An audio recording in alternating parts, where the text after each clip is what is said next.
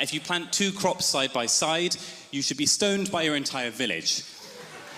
If you wear a suit, which you are wearing now, that contains 2 different fibers intertwined into the same jacket, you should be burnt at the stake by your own mother.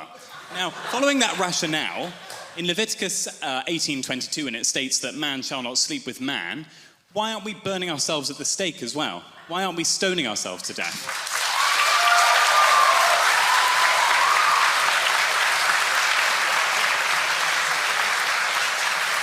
Do you care to address my main contention that Christ affirmed biblical marriage in the book of Matthew?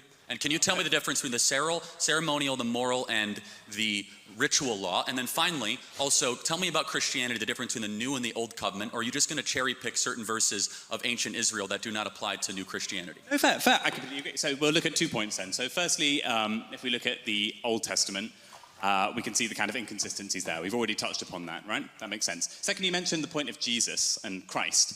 He never mentioned anything to do with homosexuality at all. Well, hold on a second. No, he affirmed biblical marriage as one man and one woman. He said a man shall leave his Romans, father's right? house. In the New Testament. No, in Matthew, that is not correct. I believe in the New Testament. In the New Testament, well, Romans is also in the New Testament. Secondly, in Romans 1, the Apostle Paul talks negatively about homosexuality explicitly. Also, homosexuality is repeated in the book of Titus and in the book of Jude as not being favorable as the destruction of Sodom and Gomorrah. Not even talking about the Old Testament verses.